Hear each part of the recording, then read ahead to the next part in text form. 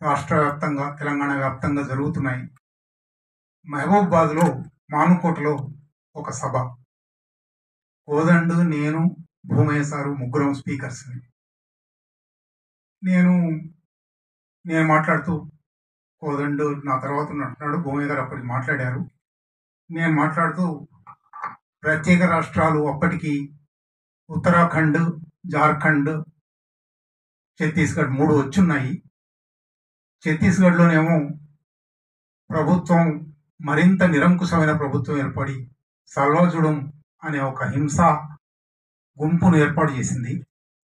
జార్ఖండ్లోనేమో ముఖ్యమంత్రి అతి భయంకరమైన కరప్షన్కు పాల్పడి అర్జున్ ముండా, మధు కోడా ఇద్దరికిద్దరు వేల కోట్లు, ఎందుకంటే గనుల ఖనిజ సంపన్నమైన రాష్ట్రం అది, వేల కోట్లు తిన్నారని బయటపడింది.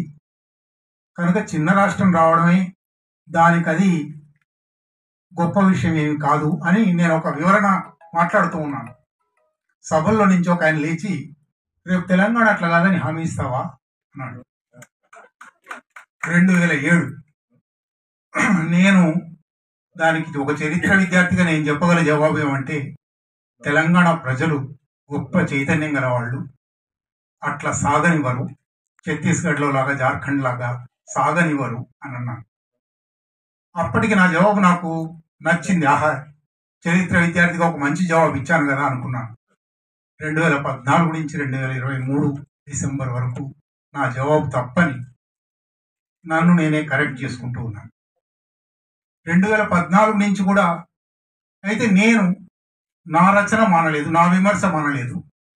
2014 జూన్ 2న ఆయన అధికారంలోకి వచ్చాడు. నేను అప్పటికి ఒక దినపత్రికలో కాలం రాస్తున్నాను. ఆయన చేసిన ఆయన వర్గ స్వభావం ఏమిటో తెలుసు కాబట్టి, ఎంత తెలంగాణ ప్రజలు కోరుకున్నప్పటికీ ఆయన ఎటువంటి ప్రభుత్వాన్ని నడుపుతాడు, ఎటువంటి దోపిడీ పీడనలకు అవకాశం ఇస్తాడు, ఎటువంటి మాఫియాను నిలబెడతాడు అని నాకేమీ సందేహం లేదు. అందుకని వారం నుంచే, ఆయన అధికారంలోకి వచ్చిన వారం నుంచే విమర్శ రాయడం మొదలుపెట్టాను.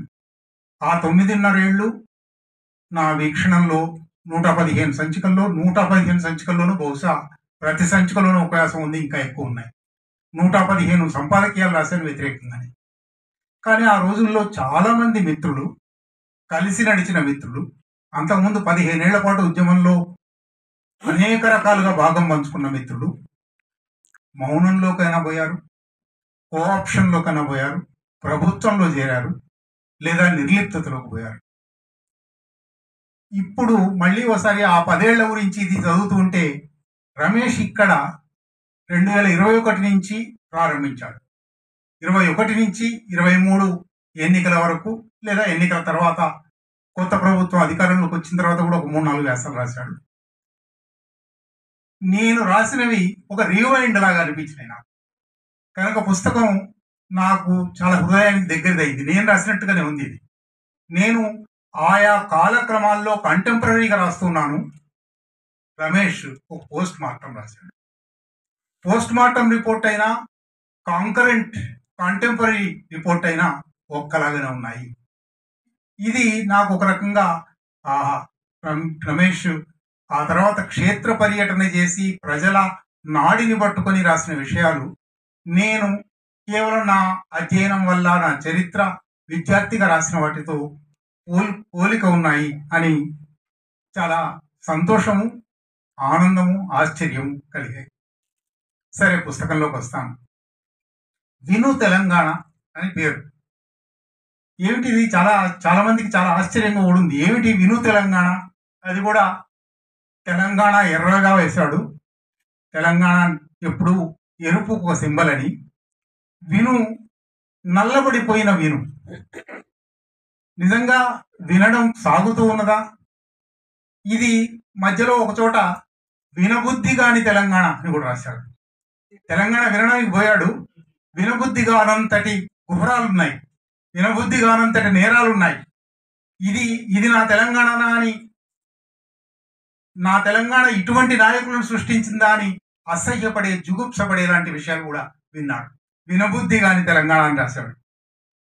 దాన్నే ఇంకొక చోట వినని ప్రభుత్వానికి జవాబు అని అన్నాడు. వినని తెలంగాణ అని కూడా అన్నాడు. ఏ ప్రజావాణి, వినిపించడం అంటే ఏంటి? వాణి. ప్రజావాణి అణచివేతకు గురైందో ఆ వినని ప్రజావాణిని చెప్పే ప్రతిబింబం ఇది అన్నాడు. ఒకచోట దశాబ్దపు ఆగ్రహం కట్టలు తెంచుకుంటున్న చప్పుడు విన్నాను అన్నాడు. అంటే వినడం అనే ఒక క్రియకు కూడా వేరు వేరు కోణాలు, వేరు వేరు ముఖాలు, వేరు వేరు స్థాయిలు ఈ పుస్తకంలో కనబడతాయి. అది ఆశ్చర్యం వేస్తుంది. అంటే 60 వ్యాసాల పుస్తకం, ఆ వివరాల్లోకి వస్తాను. కానీ వినడం అనే ఒక ప్రక్రియ, వినడం అనే ఒక క్రియ